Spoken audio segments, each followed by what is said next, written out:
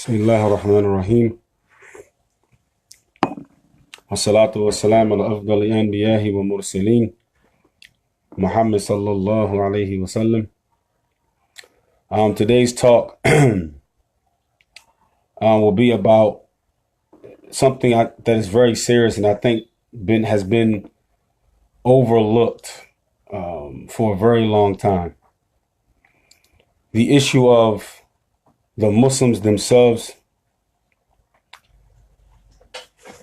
not being effective in social change or spiritual change in their communities for a very long time. And we have to understand what is the reasons behind why the Muslims are not being effective, whether it's in the inner city, whether it's in the suburbs, obviously for different reasons.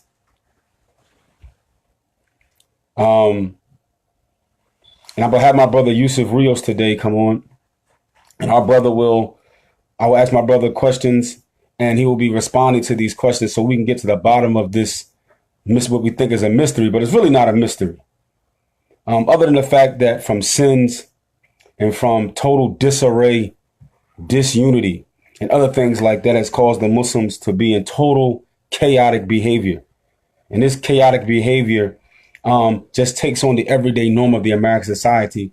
How can you make change in a society when you act just like them? So this is what's happening. And so we find that whether it's in the suburbs, whether it's in the inner city, if, like, for example, we can clearly see that cultish behavior and this cult that calls itself Salafi, we find clearly that this mode of dawah that we've been doing for all of these years has not made any significant change. I know in Philadelphia that the social reality, where you can sit down and talk about the council in the Philadelphia, is really cosmetic for the Muslims. Thobes, short pants, beards, niqabs, all black. It's really just cosmetic. But if you go deeper into it, you'll clearly see that it's only cosmetic. There has been no spiritual uplifting. There has been no economic uplifting. Nothing. We're not the leaders in school. We're not the leaders in education. We're not the leaders in social change. It's a problem. Something's wrong. Something's really wrong. And Allah subhanahu wa ta'ala, he says, وَمَنْ أَحْسَنُ قَوْلًا مِمَّنْ دَعَا إِلَى اللَّهِ وَعَمِلُ صَالِحًا. It's not just being Muslim and saying I'm Muslim. He said, وَعَمِلُ صَالِحًا. Actions go along with saying you're Muslim. And from those actions is that a Muslim should care and be concerned about the people around him, whether they're Muslim or not. وَقَالَ إِنَّنِي مِنَ الْمُسْلِمِينَ. And Allah Azza wa Jal, he says in this ayat. So there's many ayats in the Quran, and I'll read at least one or two more so we can get the point, what I'm trying to say. Allah says in Surah Al-An'am, and then we'll get to the brother sister introduction. Allah makes it clear in Surah Al-An'am. Surah Al-Nahl, sorry. I think it's the 25th ayat, where Allah Azza wa Jal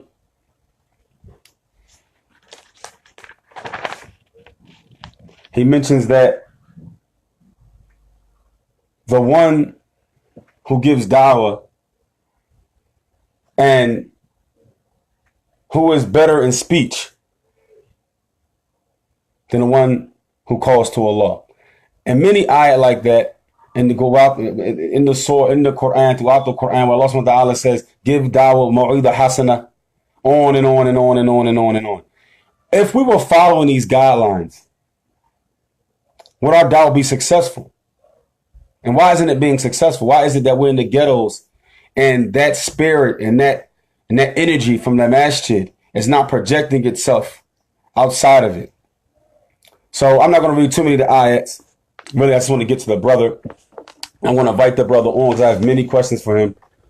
There's a lot of ayats that I wanted to read, but that one ayat in the hadith of the Prophet, said, whoever guides to a good deed will get a reward similar to the one who performs it. So there's many ayats. Like I said, I don't want to go too many ayats, but that one ayat in Surah Al-Fussilat, I think suffices. So Allah subhanahu wa ta'ala, let me get to bring the brother on now. Bring that brother Yusef Rios on now. Inshallah ta'ala, the brother be coming on now.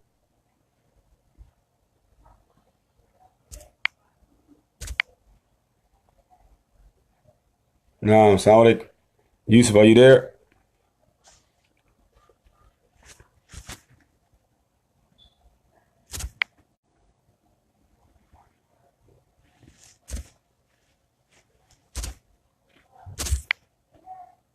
Assalamu alaikum wa rahmatullahi wa barakatuh. Sheikh Yusuf. I'm trying to wait for the brother to come up here on camera. I'm adding him.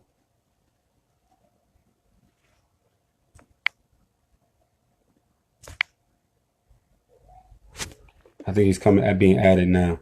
He's being added now. So inshallah the brother be coming up. Assalamu alaikum wa rahmatullah. Well, you sit down, tell me the guy what's going on, Sheikh. Alhamdulillah, what's going on? Alhamdulillah, Rabbil Alameen. Inshallah, this is our brother Yusef Rios. I would like for you to, inshallah, to introduce yourself to the guest here. Inshallah, then we can get started with the questions I would like to ask you. Assalamu alaikum, everyone. My name is Yusef Rios. I don't want to go into too many details. Originally from North Philadelphia in the Hunting Park region, and now I'm residing in Cleveland, Ohio. I've been overseas for a few years, and I studied here also in the U.S. and also have been teaching Islamic studies for a bit, and I continue in that path. Now, everybody knows this class is about. I was letting them know that obviously we see some of the problems, like for example, Philadelphia, for example, we see the clear ineffectiveness of the dawah there, even though a lot of it is cosmetic. I believe a lot of it, we dress the part, we have beards, we have short pants, we have the niqabs on, we have hijab on. And Philadelphia, we have Muslim names, we have the kuffar they wear they short pants, they grow beards, and even in the slang, you hear Arabic in the slang amongst the people of Philadelphia. But the actual social and spiritual revolution that's supposed to come with Islam, for some reason, it's the energy of that is not being seen. So the question I like to ask you, do you think that's the case? That's the first question. Do you think that like place like Philadelphia with all those Muslims there, is it a failure in being effective in changing that environment? I think from what Islam accomplishes, Bismillah walhamdulillah wa salatu wa salam ala rasulillah, what Islam accomplishes, or what is the mandate of Islam, immediately we can say at one level that it's a failure.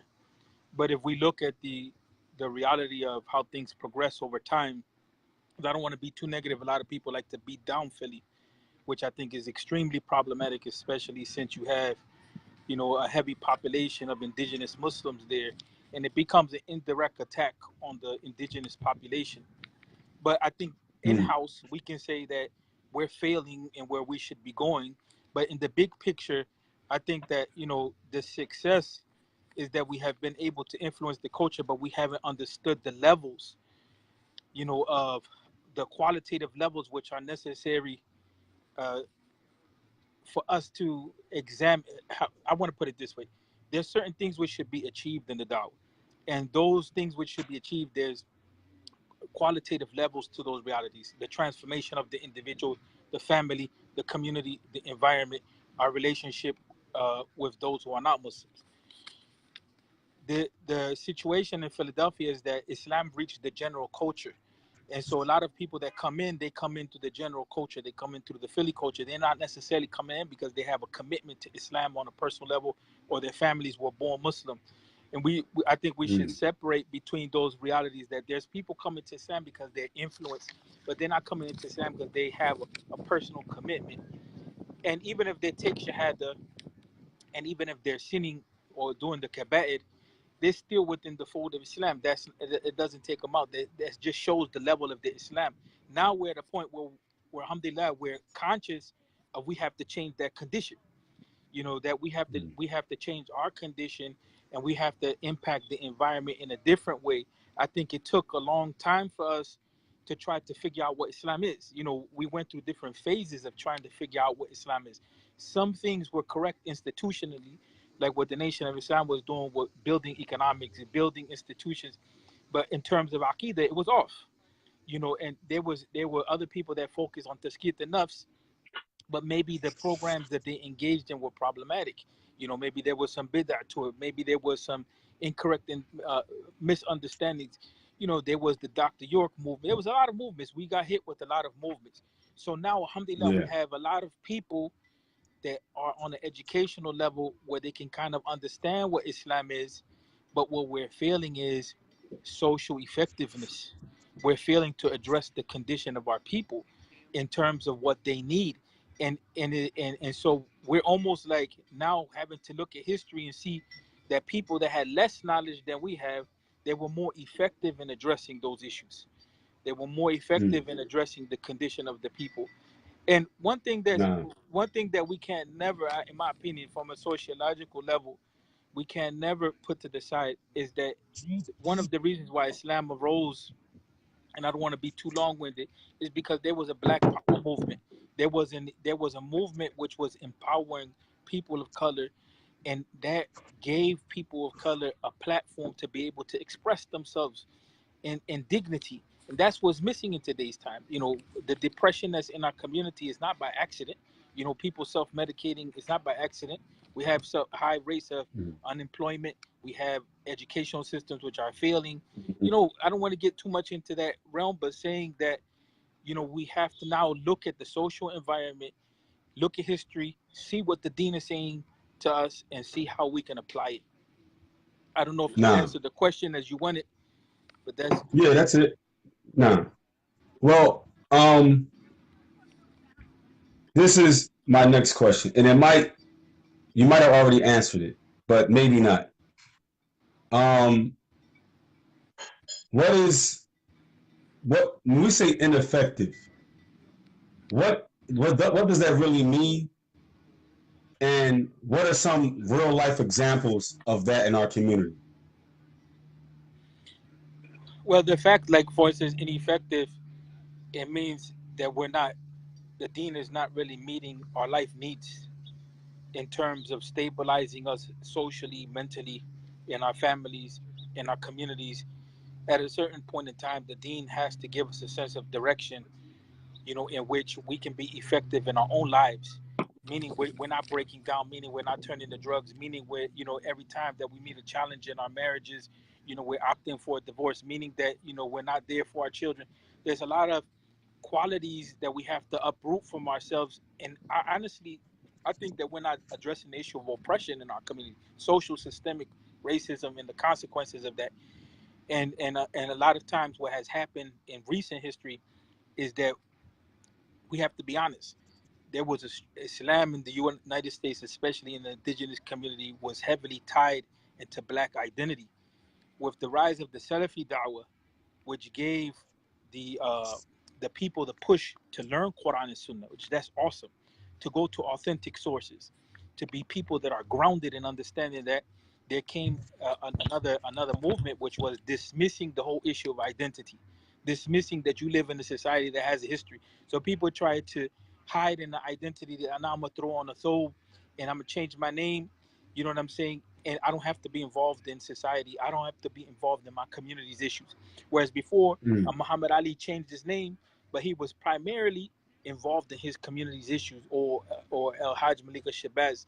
They were heavily involved in their community issues, but you didn't see so much that they were saying that Qala Allah wa Qala Rasul. You know, you didn't see so much that there was a heavy focus on learning the book and the Sunnah, because that was something that was they were moving into that phase.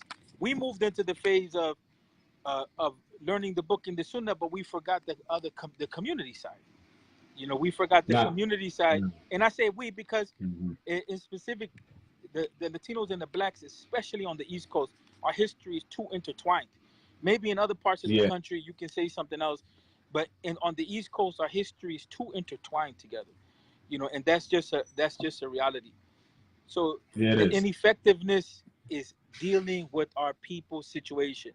That's why people can dismiss religion, because they can say, well, you're not being effective. Religion is not empowering you. Religion is not changing your condition. So, we're getting beat up from both angles. We're trying to understand what the deen is saying and getting beat up from within the Muslim community.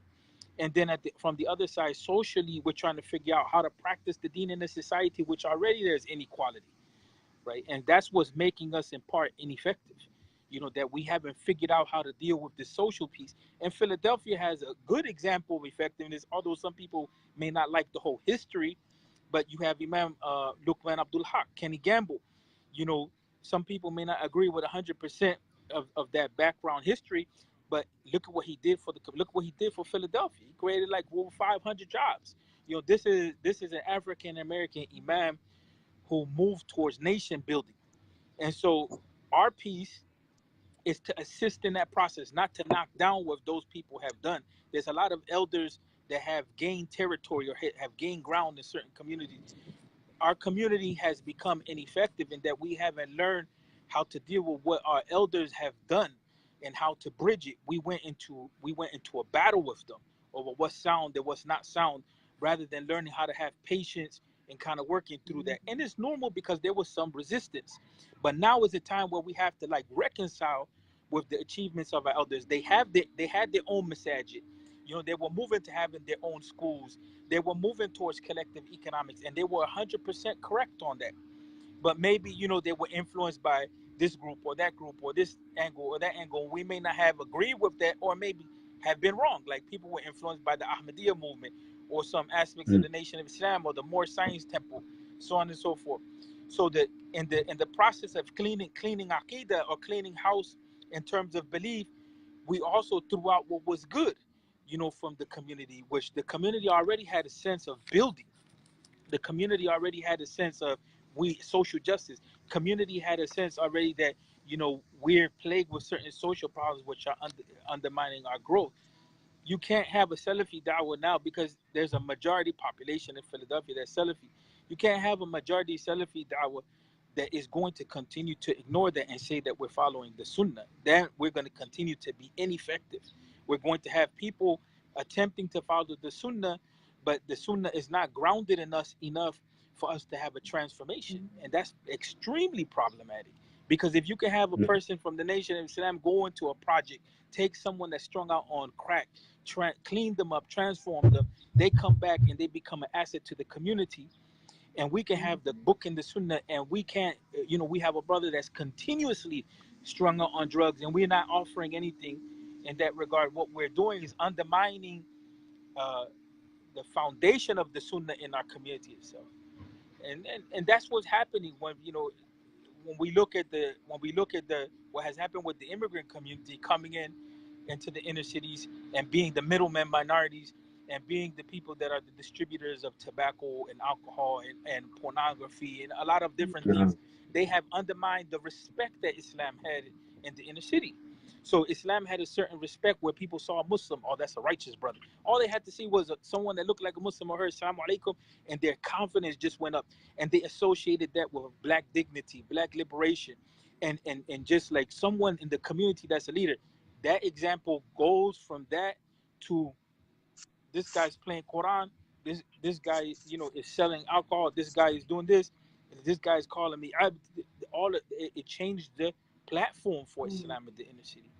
And so that's where both we and the immigrant community are now ineffective in the da'wah. Now, there's two things I want to say about what you're saying, and then you can add to this, and you could critique me. Number one, I think one of the problems is that we believe that we're just Muslim only, not Muslim and Black or Muslim and Latino. So we have separated ourselves thinking that just because I'm Muslim now, that the problems of people of color in this country don't affect me anymore. For some odd reason. That's the first thing. Second thing is that I think that I want to say this in a way that maybe you can expound on it. There's been some religious colonization of the indigenous people, meaning that you have like the foreigners have their own agenda for us, and brothers come back from foreign countries, they come back with a certain type of agenda or a certain type of way of thinking that not the basis of Aqidah for us, that's for all over the world. But there's a problem when you try to apply certain applications to us in a way that's only for there and it doesn't work in my ghetto. So maybe you can expound on what I'm trying to say if you understand what I'm saying. Yeah, no, yeah, I know. I understand. I understand exactly. I think what you're saying, heart to heart. I think this has been, alhamdulillah, this is a conversation that's community wide, and it extends beyond certain geographies now. One of the things, and Daoud Walid from Care, Michigan, brought this up yesterday in his talk that he did in Michigan with regard to Islam in America. Something that I didn't know. He brought up the fact, which was primarily people of African descent. It was people of African descent and others who tried to join into that struggle, like parts of the Jewish community. But it was mostly people of African descent and those who were their supporters, striving for human rights. We call it civil rights, but striving for human rights. A consequence of the Martin Luther King movement and the pressure that was being put on the system by Malcolm was that the immigration bill had changed in the early 60s, and it allowed for non-discrimination based on country of origin. So basically, blacks in this country opened up the path for other Muslims to come here, to come into the Muslim community, and then, kind of change the tone. If it wasn't for the black community in general, the Muslims, immigrant Muslims that we see, would not have come into the country, because it was the civil rights struggle which opened up that door. The reality is that at a certain point in time, two trajectories change, and we can't and when we talk about the history of Islam, we have to talk about what came before, especially what was there, what other people were practicing. When you start looking at those groups that were more inclined to revolutionary struggle and the black cause and so on and so forth, because a lot of our imams came out of the revolutionary movements. That's just a reality. And they became Sunnis, and they worked that out however they worked it out. Whether we agree or disagree is just part of the history and the reality. They had two different agendas. One agenda was, the other agenda was, the immigrant community was aiming to make gains educationally and economically. And they weren't even sure that they were going to stay in this country. It was by default, after some time, that a lot of them began to settle more and more. And we're excluding from that people that had migrated here a while ago and they were settled in. Some of them disappeared. We're talking about the general thrust in the 60s of the students that were coming in and so on and so forth. So with time, the situation of each community became defined based on interests. And so one community decided to pursue white society and middle class society, and the toys and the benefits that come along with that. And so they, in essence, aimed to be white and to integrate that society. Another part of the community was locked out. The other part of the community was locked out. Individuals made it, and part of, you have different success stories to that. With that, you have the Wharf Dean community. You have others who were not from that community that were moving into the middle class and establishing themselves. But what ended up being the case in all of that state of flux is that you had two different trajectories, and it caused an internal clash. It caused an internal clash in the Dawah. Many places, people began to rebel against the old imam, saying, "Man, you're not on the haq, you're not on the sunnah," because some of the students, when they were coming in, they were bringing in different types of knowledge, and people began to go. In the 80s, people went to go study overseas, and so our community became disoriented with trying to figure out what Islam is and what direction do we go in. Whereas the immigrant community became more settled in their role in America, where what they want to achieve. Although they haven't fully come into American society, because they don't have the political power to really make decisions. They have some wealth, they have a little bit of a voice, but they don't have enough of a voice to be able to lock down Islamophobia or change foreign policy or do much for the Muslim world. The most that they do is they collect some dollars from here and they send it, and it's really a drop in the bucket. They're not really as effective as we think they are. You know what I'm saying? But in light of all that, our community became disoriented. And as our community, and even Dr. Sherman Jackson, he talked about this issue, basically the issue of authenticity, where the leadership in the indigenous community became challenged by our people itself and the immigrant community, and it became inauthentic. And so the immigrant community, they came in, They took the voice, they took the platform, they took the leadership, they changed the direction of the community from being one which is empowering the people to just a general dawah and building masajid, and that was it. So we lost our sense of direction in the sense of trying to figure out what Islam is, because we were still in the process of growth. We had Islam on an institutional level as far as having our own communities and schools and so on and so forth. We got that piece Mm-hmm. right. But as far as details in Aqidah and fiqh and how to practice, we were still trying to figure that out. And so the communities went in two different directions in that regard. And again, what has happened is the end result of choosing uh, not to deal with the social problems that the indigenous Muslim have, is that the immigrant community, they rolled off of the backs of the black struggle and then just turned around and say, yo, you guys are on your own. We're not, we represent Islam. And so that's where we're at. And some people may challenge me on that, No, but I think that that is a good summary of of the situation, you know, and what has happened. no. Now that leads me to my next question. Then, good that you brought that up. My next question is, what are the differences between the two communities, the inner city community and when we say the suburban, more immigrant community, in the success or failures in Dawa? What are the differences between the two communities? What are some of the, what are the success in the inner city communities and the failures, and what are the failures or success in the immigrant communities, and what are the differences?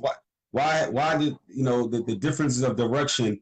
Did it have to happen that way because of environment, basically, and their success and failures is basically based on what? If you understand the question. Yeah,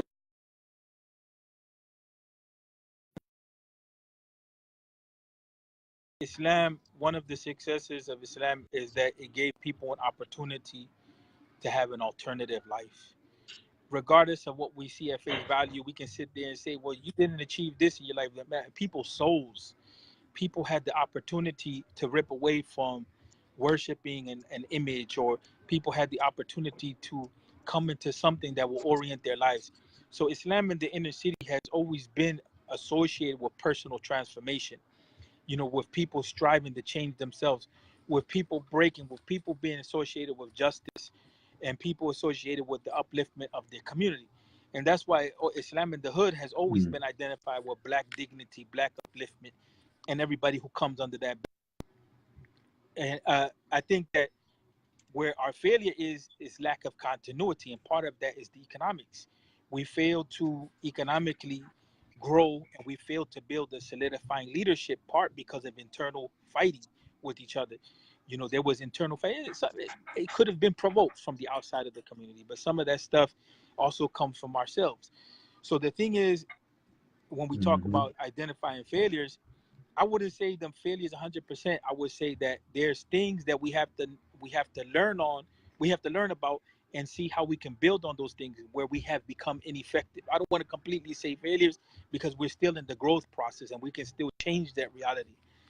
Uh, and so we No. need to talk about community building. We need to talk about nation building. We need to talk about really dealing with our people's situations, and we need to pay more attention to the qualitative development of our children, our families, and those who are coming into Islam, Mm-hmm. right? Especially from the side of their psychology, their background issues, their family issues, and from the side of understanding the deen in a way where they can be effective in life. As far as the immigrant community is concerned, their success has been to take Islam into the suburban realm, and lay a seed for Islam in an uncharted territory, in the sense that they have penetrated that part of society. Where they're ineffective is that they really are not contributing anything back to that society. You know what I'm saying? In the sense that they just have masajid, Mm. an outpost for someone that may be interested in Islam to know Islam or come into Islam, but they haven't really reached the point where they're effective at helping people carry on to the next level. Because what's happening is that the people that are coming into Islam, they're in between the hood and the suburbs, and they're identifying more with the Muslims in the inner city than they are in the suburbs. And so some Muslims that are coming in are confused, as to where they belong. And we see this on a constant basis, because somebody can be from the suburbs and really not identify with those Muslims out there, because at the end of the day, those are cultural hubs. You're talking about the Arabic speaking community and the Southeast Asian community for the most part, that they're residing in the suburbs, and those masajid have become cultural hubs. They haven't really become Mm, outposts in the real sense of, in the real sense of educating the people. They're just outposts for Islam in a symbolic sense. So they're what where they would have to change is that they would have to see where they can be more involved in their communities. They're going to have a different strategy, right? They're dealing with different issues. They're dealing with the issues of being aliens to their neighbors. They need to be more involved in the school system. They need to be more involved in community governance and so on and so forth. And some communities have moved beyond that, like mm, Michigan and places in Chicago and in the Virginia area and in Texas. They're already at that level. You know what I'm saying? Where they're involved. The thing, what the missing piece in those communities usually is the convert. Usually is the convert is having the most difficulty. But they're like Michigan now. They moved to the point where they're looking at state politics. Being involved in state politics. You have other places where they're heavily involved in local politics, and that becomes important because you have to. mm, All of us should be concerned with self-governance, governing our communities and protecting our interests, and there's nothing wrong with it. And Philadelphia, that's what we need. We need the ability to be able to engage the local authorities and talk about how, like, an area like Kensington, like, how can we address making these clean, safe zones for our children? You know what I'm saying? Why is it that this primarily one area in the city has been plagued with heroin, and we, to an extent where it has destroyed the population from being able to see signs of health? You know, you wake up and you see people on opiates and this and that, and you see people overdose, and that's not healthy for children. So the Muslims, if they're going to be in that environment, they're going to have to be, they're going to have to be proactive, or they're going to have to make hijrah from there. They're going to have to go to another place in the city where the Muslims are strong, but they can't stay in that environment and be overpowered by that, because they destroy themselves and the children are going to be destroyed. That those environments are too problematic, and that's going to take a whole different mindset. That's going to take a whole different mindset of how you mm. interact with that environment. That's in my opinion. That's in my opinion, Nah. of course. Um, the next question is, why don't we mix our efforts? For example, um, you'll find that I give you an example of something that really happened. Like we don't the immigrants and the indigenous Muslims don't mix their efforts a lot. And I remember when it was a masjid in Philadelphia, a big immigrant masjid, and they have like a little waqf where they give away, or they have a place where a Beit al-Mal, whatever, where they give away money and food to struggling Muslims. But it really only for their people, because when a brother, he was African American, a Black American, he went there to get this help, and they threatened to call the police on him. And we find this, or we go in there and you see the Black African guy, he's cleaning the bathroom, or he's the security guard. You don't see any role for them outside of that. And the African Americans are obviously, we're sensitive to that type of stuff.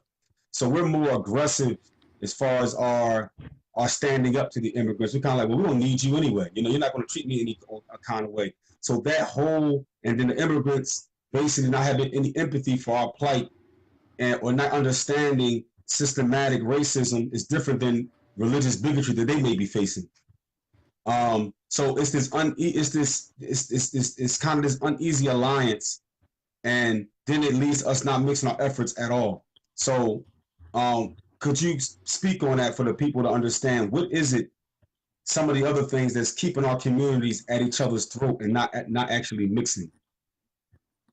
Some years back, Imam Abdul Malik, he was in Brooklyn, the Masjid Taqwa. He did a tape. That's when we had tapes. And he posed a question. It was Yeah. the topic of the khutbah: are we a racist ummah? So, regardless of whether you agree with Imam Abdul Malik or not, in his orientation, he's now in Philadelphia, by the way. The the reality is that we have racism in ummah. Some of that was prejudice that was carried over from overseas, and some of it was prejudice carried over from overseas, and blended with American racism. So we have prejudice and we have racism in the Muslim community towards people of color. And my contention is that because the Muslims have adopted a white supremacist attitude coming from overseas, thinking that everything white is right. You know what I'm saying? And so they haven't stepped to the occasion of the education of the Sunnah, which is teaching us that, that all of us come from one family. You know what I'm saying? All of us are children of Adam, despite our colors, and what distinguishes us is taqwa. That's the basic lesson, right, of the khutbat al-wada that the Prophet Muhammad sallallahu alaihi wasallam left us with. So we're conscious of that. That was pretty much the last teaching that the Prophet of Islam sallallahu alaihi wasallam left us with. So we have that issue in the community. The other issue is that we have classism, and we can't also rate all of these people that are Muslim in name and Muslim in appearance as Muslim 100% in practice. You know what I'm saying? There's a nifaq al-amali. There's a hypocrisy that comes in deeds, not necessarily nifaq, i'tiqad, meaning that they're out of the deen, but they're in their regard of the sunnah and how we deal with each other. They have taken on the way of the unbeliever. They have taken on the way of what Islam warns us against as far as dealing with each other, and we have to be real with that. And so some people, there's individuals which will support. There's individuals which support the situation of the Muslim community in the U.S., regardless of who they are. And then there's some who will not support. And we need to distinguish between the two so that we're precise, where we have that laser.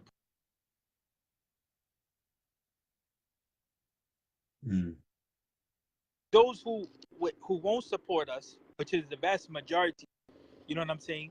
And the reason why I say that is because look at the ruling of zakat. Look at the ruling of, now we're going to Eid al-Adha. Look at the relief organizations.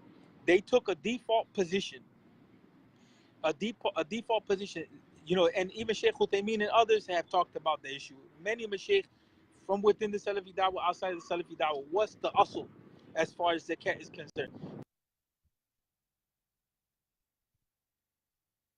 Then if it's not from that locality, from the people in the close proximity, close locality, the default position is that it goes intiqal zakat or naql zakat, that the zakat is taken from one place to another. So when it comes to the zakat, even the issue of the udhiyah, people are focused on overseas. People are focused on overseas. They have made the whole empowerment position that it is empowering the Muslims overseas. Although in reality, they're not empowering the Muslims overseas. Because I used to work with organizations that did fundraising. The percentage of money that they collect in comparison to what Muslim countries give is a drop in the bucket. So even if 1 million to 2 million of what they collected were to stay in the US, it would empower the Muslim community. So there has to be a move in which we start calling and we start demanding for zakat to come back into our communities. There's a contention between the Southeast Asians, mostly the Deobandis and the Arab community. Can zakat be utilized, when we talk about the category of fi sabilillah, can it be utilized to build masajid, to further the cause of the da'wah and so on and so? In general, in the Arab community, they say yes. They follow the fatwa that says yes. In the Southeast Asian community, they're split, with some of them closing the door in that regard. So even in that regard, when it comes to building, like how the heck is it that in North Philadelphia you have an Ahmadiyya masjid which is built from the ground up, where it has acquired acres of land? You know what I'm saying? And we have not one masjid which is in the hood of that stature, which has the ability of community outreach. That's because the zakat is not being used properly. You know what I'm saying? The zakat is not being used in the way of empowering the people. If we're going to use the category of zakat that says that is for fi sabilillah. So the point that I'm getting at, I'm using these examples, and I tend to go on tangents to explain, but there's a point here that our fiqh has to be one of empowerment. Our fatwa have to be empowerment. That's one of the things. When you have a fatwa which says that you have to make hijrah, that immediately disempowers our community. When you have an idea that says we have no mashaykh in America, that immediately disempowers our community. When you have this mindset that you are not obligated to establish the deen in your family, or when you have a fatwa which kind of discourages education, or when you have a fatwa which, for instance, half of the community was born with a fatwa that is allowable to take mortgages out, and the other half is like, well, this is riba, is haram. In other words, we confuse ourselves in our fiqh in such a way that we don't empower ourselves. So not only our aqidah has to be an aqidah that also ties into our self-esteem, our human dignity. It's not just the issue of we believe in Tawheed Rububiyyah, Uluhiyyah, Asma'i wa Sifat, and we take positions like this, but we also have to understand the effects and the impact of aqidah on our psychology, on our health, on our well-being, and our fiqh also has to be like that. And this is what is kind of has disempowered the community, that we have institutions which collect resources from the community, and people in charge of those resources that are deciding we're not going to invest in the community. We're not going to use this to invest in the poor community. And the poor community can consist of poor Bangladeshi, Yemenis, African,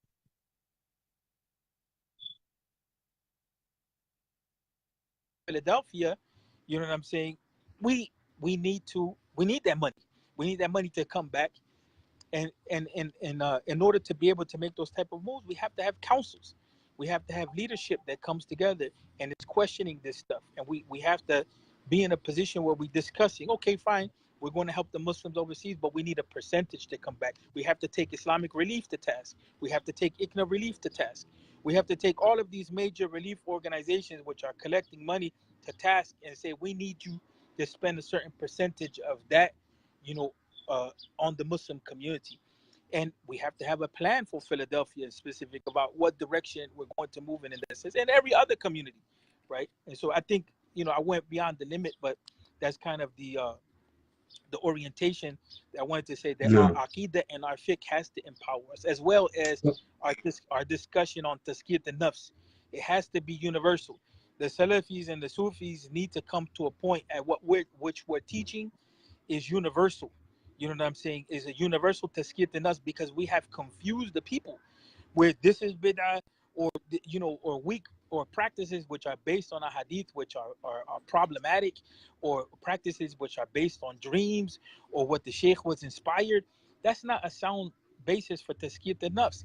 And so if that can be an agreed upon platform, then we would have covered Islam in the areas of aqidah, in the areas of action, in the areas of tazkiyat an-nafs, or in the issue of Islam, iman and ihsan.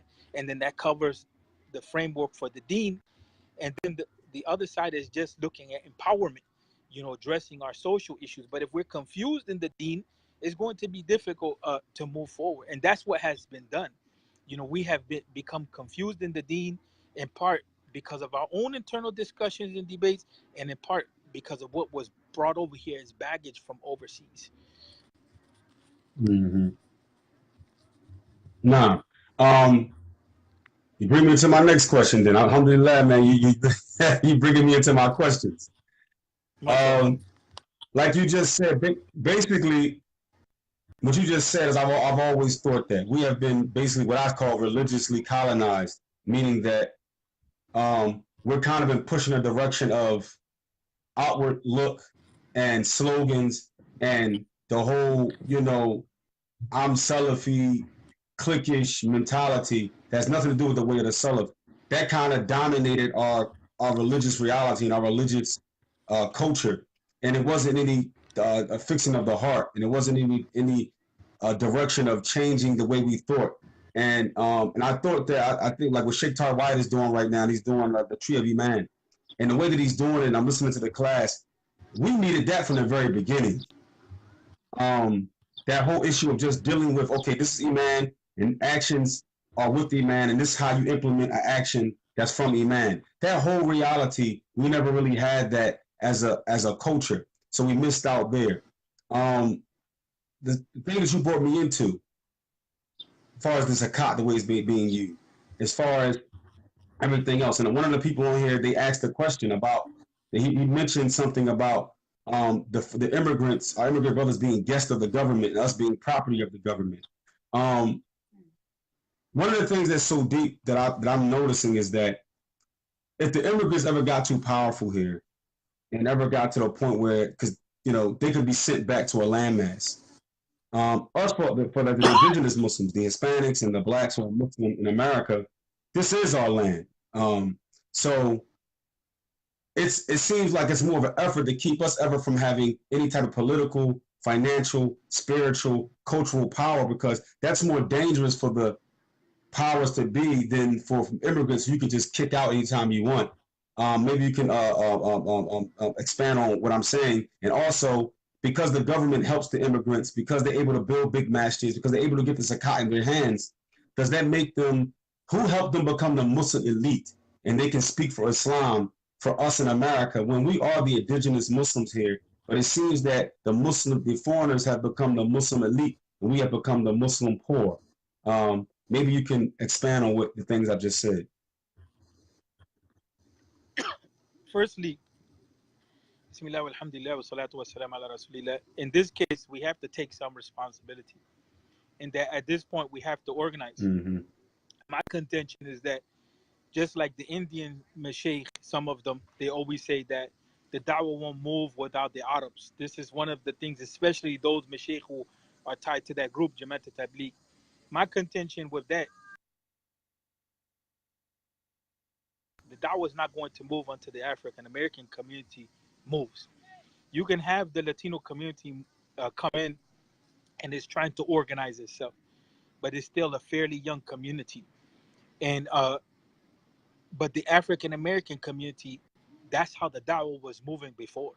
The da'wah was moving because of the struggles of the African American community. So the African American community there has to be a leadership, and a new leadership which is emerging within the African American community. My contention is in particular in Philadelphia, because I have the mindset that if it changes in Philly, it will impact other places because of the large number of people. But not only in Philly, in other places like ATL, you know what I'm saying? Wherever there's a large mass of African Americans, Detroit, but it's specific in Philly because Philly has a special quality to it. It has a long history of Islam.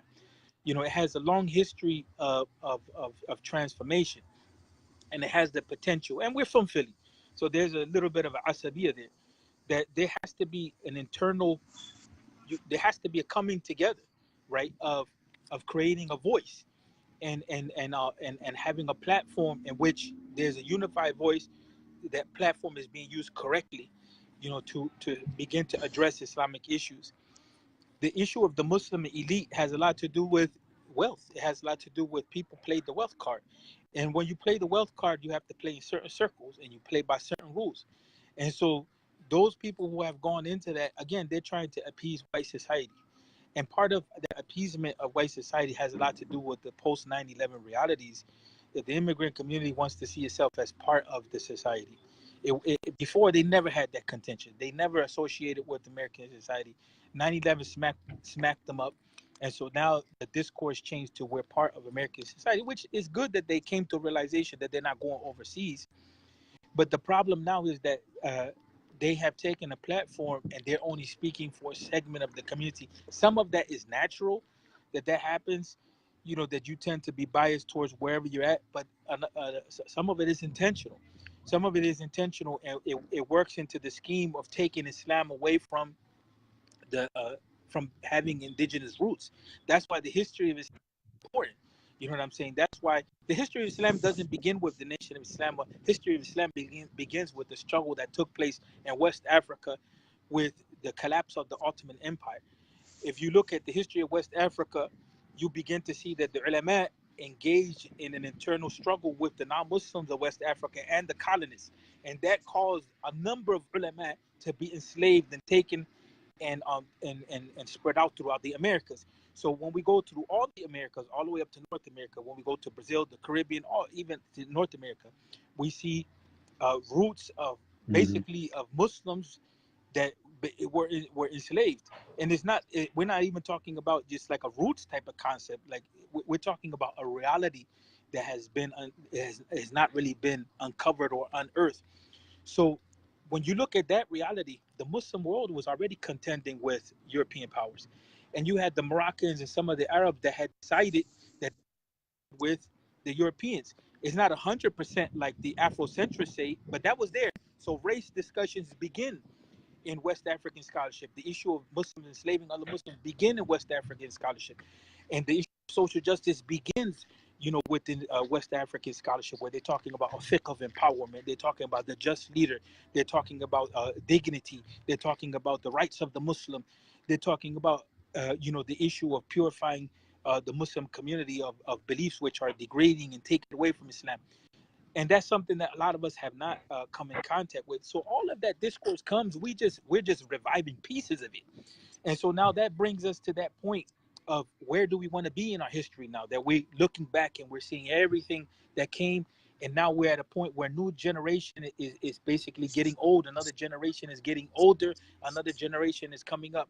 That Muslim elite that's there will continue to be there as long as we don't organize ourselves, and as long as we don't take a role in our community, and as long as we don't take the concept of nation building. We can't expect for the Muslim community, as represented by the immigrant community, to speak to our interests, because they will not. They don't have the look. Imam Siraj Wahaj had asked ICNA for a unified leadership. There's a video on YouTube that there should be one Amir in the whole of the U.S. that they opted for not doing that. There was, even in the city that I'm in, the Islamic Center began at the inner city. They opted to make the Islamic Center and move it outside of the city into a far off racist suburb. And so there's moves that are made in the immigrant community that have to do with personal interests, and every community will do that. The problem is that how we identified our interest as a community, right? These type of programs like this, streamlining, our ability to talk to each other, streamlining our ability to communicate, streamlining our networking, creating a voice for ourselves, going back to the old heads who they know how to do press releases. We should be on the front line of certain press releases that are there. You know what I'm saying? We should have people that are trained in media, and that's going to take us learning how to network with each other, because we may not be networking with people we may not agree with. So the Muslim elite was created out of personal interest and out of political interest. People, are Mm. in the community, and they are also, shaping the community in a certain way, because there's certain political realities. And I'll tone down with saying this: the Rand Corporation created a study, and that study before it was created about a decade ago, about how to pit the Sufi and the Salafi community together. How to pit the two communities against each other, and how to boost up liberal voices. And so now you have the women leading the Salat al-Jum'ah. Now you have, the feminist movement. So those voices are boosted up, like Hirsa Ali and others. They're boosted up, and other Mm. voices are put down. Nah, nah, nah. So, um, basically, my other question is this: um, the realities on the ground for us. Which should be the first place that we start? And unfortunately, when we say stuff like our people, when we say stuff like start at home, we say stuff like people automatically go into the nationalistic realities. Even though in the Quran we hear many ayahs which say, "Oh my people, oh my people," and we have many proofs in Islam saying that it's permissible to deal with the realities on the ground as far as the people that's in front of you, and we like to shy away from it.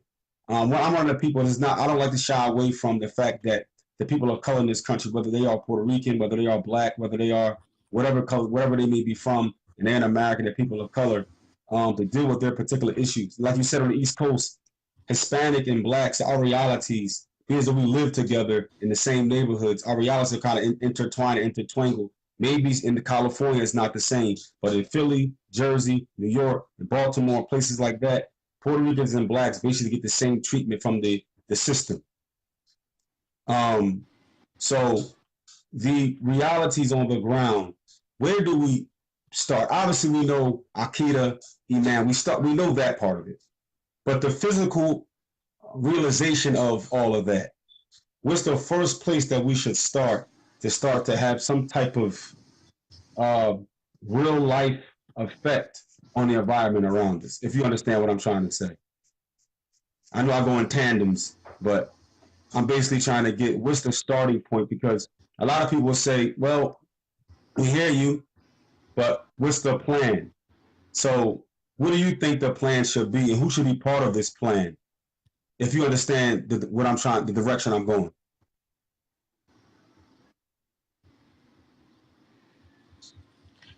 I think can you hear me? Yeah, I can hear you. Mufti Munir recently he talked about what comes first is Aqidah first, that type of concept. And to be honest with you, I think he has a definitive word on what he said there. We should rally behind what he said. He gave a very mature vision of how we should look at the issue. It was balanced overall.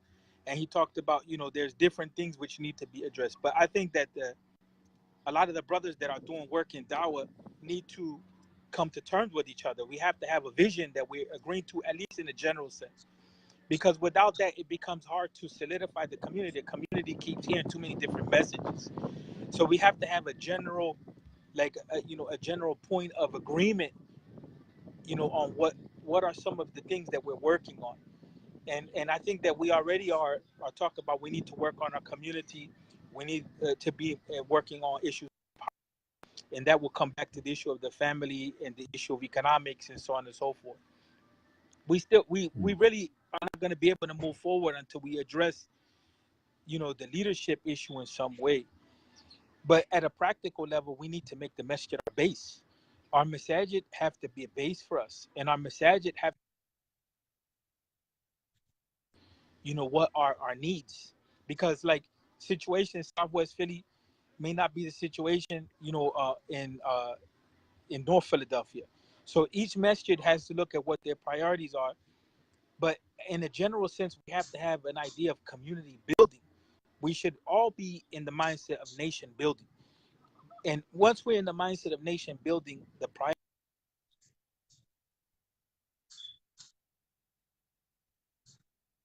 masjid has to be our focus, and that masjid has to have an educational component, which means that we have to really be focused on understanding Islam, and it has to have a social service component, which means that we have to be servicing the people of Islam and those outside of the people of Islam. So though if we can have a vision, if we can at least create more forms like this where we interacting with each other, and if we can make the masjid our base and start working on transforming that masjid into actual educational social service, educational social service center, then I think we will be going in a better direction, right? But also we have to, look at economic empowerment. You know what I'm saying? Solidifying the family, economic empowerment. So again, it's kind of hard to say 100%. Where do we begin? Because I can say where we begin, but if we don't have a mutual plan, you know, on where to begin together, it just becomes my word as to what I think should be the case. But that's why these things need a collective effort. You know what I'm saying? They need a collective effort. They Mm. need to say that, we can agree in a general sense that we're working on this. And if we do that, we can be in Philly working, we could be in Detroit working, we could be in New York working, we could be down south working, and the results will be seen because we're all working for the same thing. And as long as we're working for the same thing, you'll see the results little by little. So it has to be empowering the individual, empowering the family, empowering that masjid community. You know what I'm saying? And then we can start to go, we're in a position where we can go outward more. You know what I'm saying? And so we have to focus on the issue of Islamic education, social services, economics, right? And then some people from us that are specialized should deal with the political reality, deal with the local councilman. The masjid needs a lot. We need to take that lot. You know what I'm saying? Uh, our 501c3 is not on point. We get our 501c3 on point. We need to learn that. We need to institutionalize, and that's one of the successes of the immigrant community is that they learn early on, that you need to have legal institutions. So our masajid need to be also attached to legal institutions. Not 100%. Everything has to go through a 501c3 because we can do things independent. But there should be one aspect in which we do have these institutions that are necessary to interface with the community, with the society. And our community needs to be in the mode that we need to give to our community. We need to figure out how to fundraise. We need to figure out how to build funds. We need to be, especially in Philadelphia, Muslims need to be at the forefront of gentrification, especially the Muslim communities that are operating out of masajid, because that gives you power. The more you have land, you have property, you can flip it, you can rent it. You also have say. If you own half a block, you have say. And so there's no harm in going into those areas that haven't been developed, and we come in and we develop with this type of plan. So vision, having a vision of nation building, coming back to the masjid, turning that masjid into an educational and a social service component, dealing with each other in the side of, brother, there's a job with the city. Oh, brother, this person needs a job. Being in that mode of empowering each other. Oh, brother, this brother has a psychological, mental health issue, family problem. Let's get the services in there. You know what I'm saying? This brother has a drug issue. Don't just cast them out. Get your social workers and create an action plan from a Muslim side of things, and then you have the social workers from the system side of things, and then we have tabs. Okay, so and so he relapsed X amount of times. Okay, let's see where he's at, what he needs. You know what I'm saying? This is people up. Okay, this sister, she's only making 30 a year or 25 a year. This brother is making 20 a year. They come together, they make 40, 50 a year. Or that's where we have to get into the mindset of matching people, nation building, solving issues, from that angle. Nah. There is a brother named his name is Hanif Davis. The brother's name Hanif Davis, and he's putting together this program where it's just dealing with a lot of the social ills of the American indigenous Muslim, and he's getting people together to go online. You don't have to leave your city, where you be online, and all the different Muslim leaders or imams or people in social programs and people doing this or that, different professional Muslims, they come on there and they're having basically a panel of discussion from wherever they are. They're online together, and the community can take them to task. I mean, the community can voice their concerns and say, hey, these are things that we need. And really, the panel is responding to each other and to the community. And his brother named Hanif Davis. So anybody who has any of those type of skills would like to be a part of that, inbox me your phone number. Inbox me your phone number. Inbox me whatever information you have. I can pass it on to the brother. And then also that invites you, brother Yusef Rios, too. That because the plan that the brother has is a real nice plan, and he wants to bring everybody like yourself and Tahir Wide and all those different brothers, and bring them on a panel together online. And alhamdulillah, he got a lot of brothers who agree to it. And then the community can take people to task. And I think it's time to take ourselves to task, like basically what you're saying. And our leadership has to be taken to task, no doubt about that. So that's the brother's name, and that's the program that he has. There's a point, maybe it's for another session, but one thing that's very serious in our community is the issue of the family. When we talk about male-female dynamics, it becomes World War III, like between brothers and sisters. And so it's like we have not been able to crack that code. Huh? Yeah, 3 and 4. You know what I'm saying? The end of the world. Yeah. And we have not been able to crack that code, and there's so much anger, so much hurt, so much mistrust that in reality, and this is from brother, this is a brother to brother side, because we're brothers talking, and it's not to put down the sisters, but if our households are not straight and our women are not on board with the building program, it becomes difficult. And from a sister side, if the brothers are not straight, it becomes difficult to be able to move forward. So in reality, we're in crisis mode in that. And, if everyone would get together and start really addressing the marriage issue not necessarily from the angle of people just getting married, matching them up, but the healing process, the healing process and how to really construct the marriage, we have to be real on what we're dealing with. And because we keep buying into middle-class society, the conditions that what people are expecting is not realistic. If brothers that are not in a good shape, and the sisters are expecting that the brother, be at six-figure status like overnight, that's just not realistic. So, that's one of the things that in our dawah, we have to have a lot of focus on that. Nah, no doubt. And you know what? I definitely like to bring you on for another talk dealing with that, because I think that like I said before, if the marriage situation isn't fixed in our community, then it's kind of like putting fresh cement down, but then then trying to build on wet cement. It's kind of like this, you can't build on what seed is going to keep falling down. It's never going to be firm. And I think that's probably one of the main problems is that we get divorced just as much as the disbelievers, or even more so. And so one sister may be married to 10 brothers line up in the row to pray. She probably been married to all of them. So when you have that type of dynamic in the community, it's almost impossible to build a community when nobody's staying married. That's a Yeah, big there's no problem. doubt. And it's hard to nation build when you don't have a stable unit. And part of the the Quranic the Quranic revelation, the graduality of that was that eventually, that was the aim, to reconstruct the family. So when they get to Medina, it's all about reconstructing the family. You know what I'm saying? And that's something that we have to focus on. We shouldn't even take that as a negative at this point, because we're still in the process of learning. We should take that as, okay, this is the phase that we're in. Now we have to deal with it. Because if we take it too much as a negative, we're going to end up internalizing some self-hate and looking at ourselves as we have a problem. Why? I think the issue is we're trying to figure things out, and we're doing it on our own. And that's just the reality. And we're doing it with a minimal amount of support. You know what I'm saying? And actually, the crazy thing about so many divorces is that in the Muslim world, now that's beginning to occur.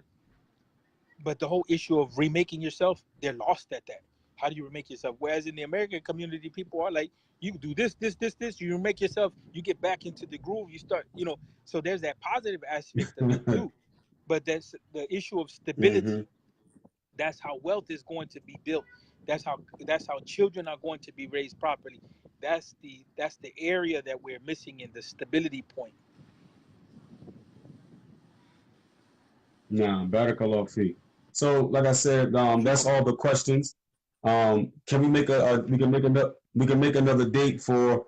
I would like to hear your talk on this marriage situation. I think definitely we need to go there because, like somebody here said, the brother Abdul Hakim, he said, as a husband and a father, I feel that us as fathers and amirs of our family, a lot of us have priorities mixed up. We want to help the wider community when our kitchen is burning.